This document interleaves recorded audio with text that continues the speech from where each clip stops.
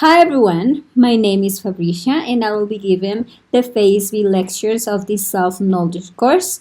Today we will begin the cycle of 25 Phase B lectures where we will go deeper into inner knowledge. These conferences are intended for those who have already studied Phase A because that prior understanding will make these new topics clearer. In the first three lectures, we will revisit three themes from Phase A. This is necessary so they become truly clear and understood, allowing us to begin obtaining real results in our inner work and to verify these teachings through experience. Today, we will speak about concentration and relaxation, a fundamental subject because good concentration and proper relaxation make our practices effective.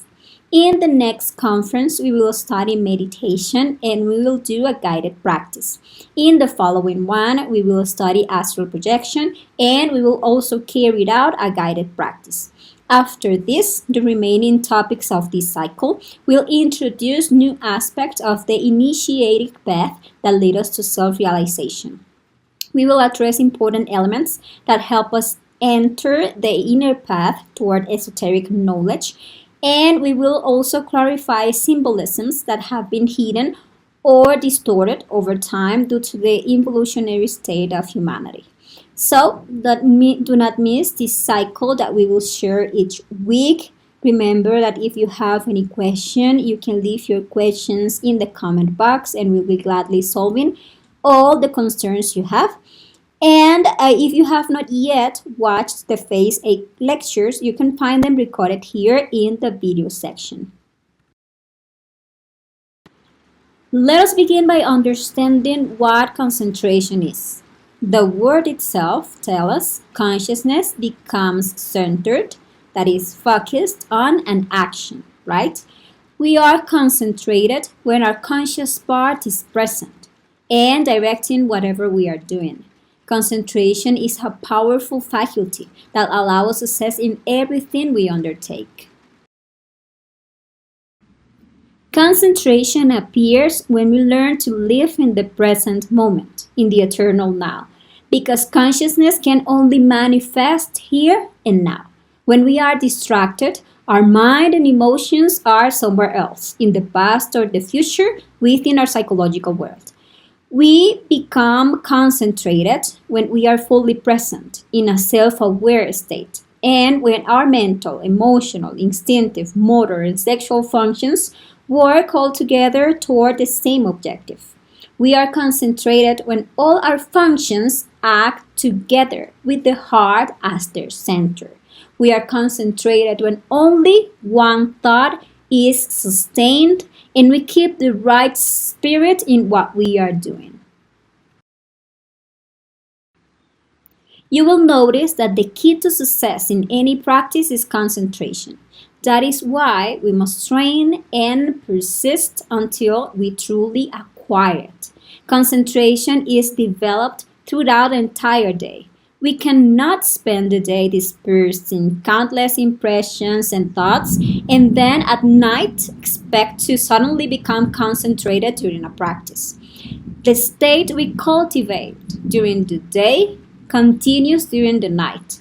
If we live attentive during the day, attention will remain present during our practices. If we live distracted during the day, distraction will accompany us as well in the practices and during our sleep. For this reason, daily life is our training ground. Every activity becomes an opportunity to learn how to direct attention, avoid dispersion, and remain present in what we are doing.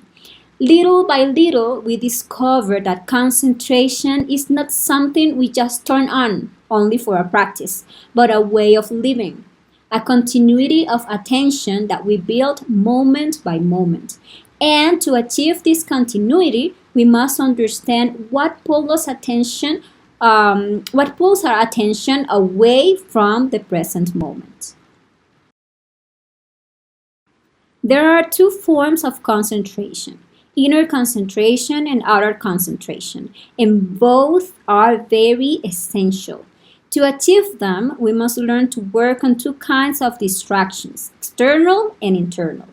External distractions comes from the physical world. These include social media, excessive entertainment, constant noise, unnecessary conversations, compulsive use of our phones, and in general everything that continually pulls our attention outward and keep consciousness scattered. Internal distractions arise within our psychological world. They are thoughts that never stop, mental conversations, memories, worries about the future, songs repeating in the mind, fantasies, negative emotional states, anxieties, fears, irritations, and all the inner reactions that absorb our attention without us even realizing it. If we only eliminate external distractions but allow the mind to wander internally, we will not achieve inner concentration. And if we try to quiet the mind while living outwardly in permanent distraction, we will not achieve utter concentration. Therefore, we must work on both simultaneously.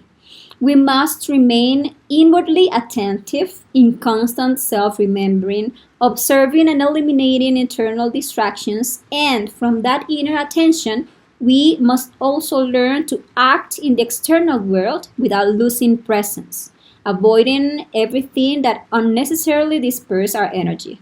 And by doing this, we develop the capacity to carry out daily activities with concentration and also to perform inner practices such as meditation, sexual transmutation, astral projection, and others in a truly concentrated way. Concentration is the opposite of distraction. Concentration comes from consciousness, while distraction comes from the psychological eyes. If we study our distractions, we will arrive at concentration. By discovering the different elements that pull us away from the present moment and eliminating them, concentration naturally appears. Learning to center consciousness in action actually requires sustained effort because the faculty of psychological self observation, which allows us to detect these distracting elements, is undeveloped in most people. However, through constant practice and the exercise of self observation, this faculty awakens and sharpens, and through it, consciousness becomes centered in action. How can we practice concentration? There are certain principles that we must apply in order to remain focused in any activity, whether external or internal. One essential rule is to do one thing at a time.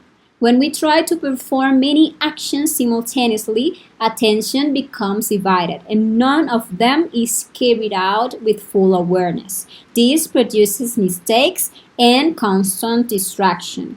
We must remain in the present moment, centered on the action or practice that we are performing, without allowing the mind to wander elsewhere and without interrupting an activity unnecessarily to begin another. We should not think about what we will do later because that pulls us out of the present and sends us into worries or expectations about the future. Nor should we relive what has already happened. We remain attentive to what we are doing and we progressively eliminate through psychological death everything that tries to remove us from the state of concentration. Any emotion, any thought, any tension will be eliminated and we will remain in the here and now, attentive to what we are doing. We apply this in everyday activities, and in this way we begin to succeed in the practices for awakening consciousness and in general in everything we undertake. Something that helps us perform daily activities with concentration is to dedicate a few minutes each day to preparing a schedule of activities. In this schedule, we write all the tasks of the day in the order in which we will perform them.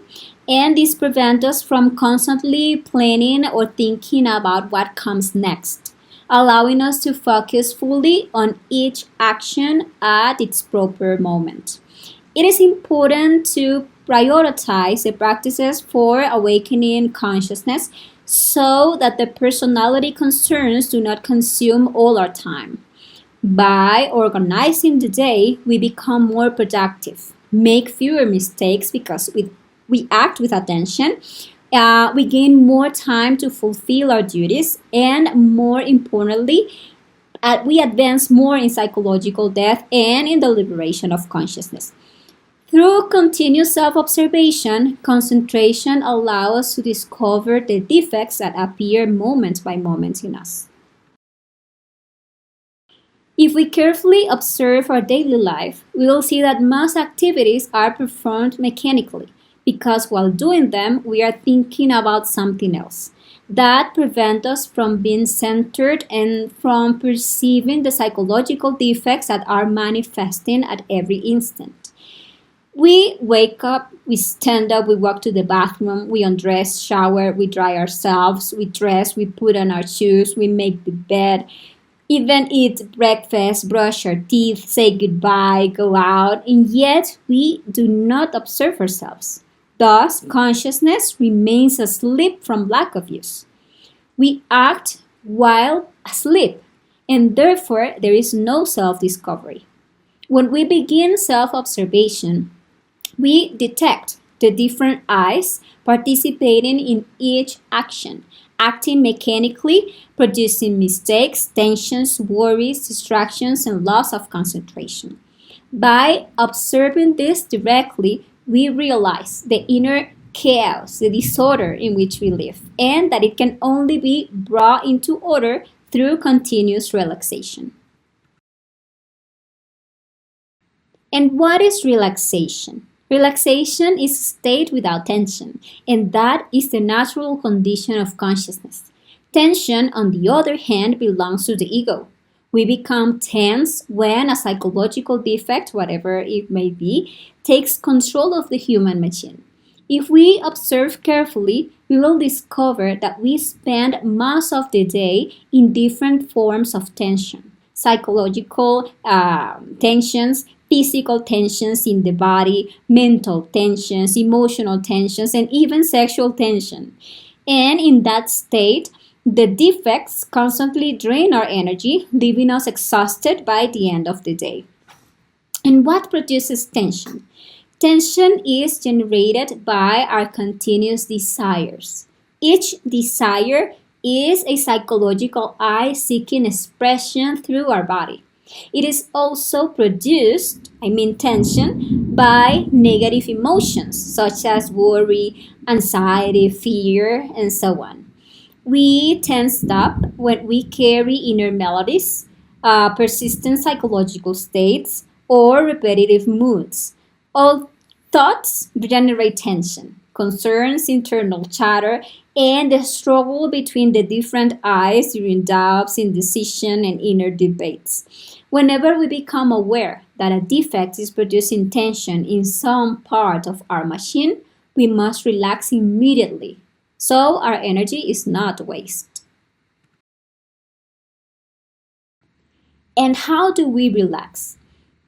Once we discover through self observation the defect that is producing the tension, and we understand that it is only draining our energy, we ask our Divine Mother to eliminate it. We observe the tension and we reflect to make ourselves aware on why are we tense? What is the defect that is causing that tension? Then we ask our Divine Mother, my mother, eliminate this defect. We do this mentally. And if at that moment we sincerely ask our particular Divine Mother to eliminate a defect that is producing tension in any center, in our emotions, in our mind, in our sexual parts, in our motor center, that is in our physical body, in what we are doing, in what we are saying, or any instinctive tension, right, that is generating any sensation on the body, we will notice if we ask for death, for that tension, for that defect, and immediate relaxation in the place where we observe the tension. But for the mother to act, we must first understand why we are tense. And tensions appears in many situations. For instance, when we do something that we dislike, we can become tense. When we fear making a mistake, for example, when we would rather be doing something else, when we worry about what comes next, when what we did before went badly, or when it went very well, right? When we don't know how to do what we are doing, we can become tense. When we feel concerned about a future task that we will perform, or when we are distracted by anything. So we must remain alert and detect the very moment that tension appears so we can eliminate it immediately and maintain a continuous state of relaxation. And how do we know we are relaxed? We are relaxed when tensions disappears and our psychology returns to balance. We feel well and we can focus naturally on what we are doing. As you can see, to succeed in anything, and especially in the practices that lead us to the awakening of consciousness, it is absolutely necessary to develop the capacity to remain both concentrated and relaxed. There is also a general relaxation exercise that we should perform before any practice, since it helps us enter the practice in a completely relaxed state. This exercise harmonizes the physical, emotional, and mental aspects. To relax the physical body, we place attention on each part of the body. Where our attention goes, consciousness follows. Therefore, you imagine and feel every part of your body in order.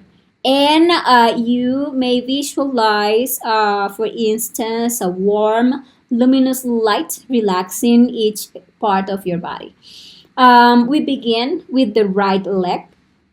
We imagine that light entering and calming and relaxing the foot, toe by toe, the sole, the instep, the heel, the ankle, the calf, the knee, the thigh, the entire leg, completely filled with that warm light. Then the left leg in the same way, right? And then the right arm, the hand, finger by finger, the palm, the back of the hand, the wrist, the forearm, the elbow, the whole arm, they're relaxed and filled with that light. Then the left arm in the same way. Then we continue with the gluteal area, the genitals and the hips, then the abdomen, the waist, the chest, the shoulders, and the back, the entire trunk. Little by little, you feel it with that light until you feel it is totally relaxed. After that, you relax the neck, the throat, the jaw, the tongue, the lips, the cheeks, the nose, the eyes, the eyebrows, the forehead, the ears, the scalp, the whole head. And finally, we are going to give the internal order for all our muscles, our nerves, and all the tendons to relax and become calm. You order your physical body. Physical body, I order you to relax and to calm down. And this process can be repeated, for example, 3 times until the body feels comfortable and totally relaxed. And for the relaxation of the astral or emotional part, we are going to observe the breathing process, the inhalation and the exhalation of the air for about 3 minutes until your emotional area calms completely. You inhale deeply and slowly you retain for a little and you exhale slowly until you reach that emotional calm.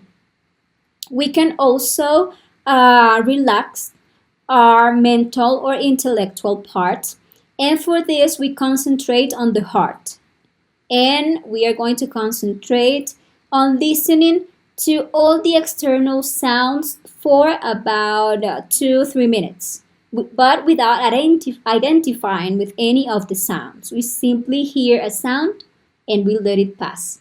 And then we perceive more distant sounds until the mind, trying to listen naturally, becomes quiet and relaxed. And that way, you will start any practice relaxed, and it will be much easier for you to concentrate and therefore to succeed in that practice. There is also a practice we should remember and dedicate time to every day because it greatly helps us develop the capacity for concentration. This practice is called watch and pray. Before beginning, we can cleanse the atmosphere by performing the Belilin chant and the protective magic circle that we learned in the lesson 7 of phase A. And then we ask for assistance from the Divine Father and the Divine Mother so that they may help us during the practice. We perform a quick relaxation process, making sure the whole body is comfortable. Once we are relaxed, we then concentrate on the heart, listening and observing the inner world. You can close your eyes if you want, and you concentrate on your heart just to listen, just to observe what is going on inside you.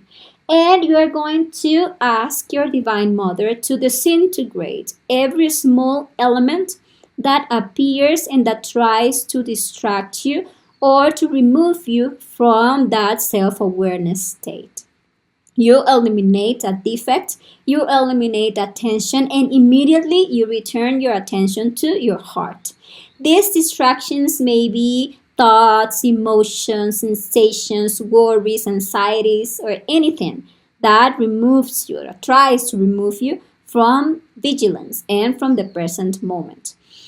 This practice can be done until concentration becomes stable before any other practice, or you may dedicate a specific time each day, for example, 20 minutes to this practice. And well, that is the practice. You can also perform this practice if you need to wait for something, if you need to travel to some place. Instead of going that way or distracted, for example, with your cell phone, let's better exercise concentration by performing this practice, by eliminating everything that try to take you out from that watching your heart, from that vigilance of your heart. And you then pray your Divine Mother to eliminate anything that wants to take you out from that state of concentration.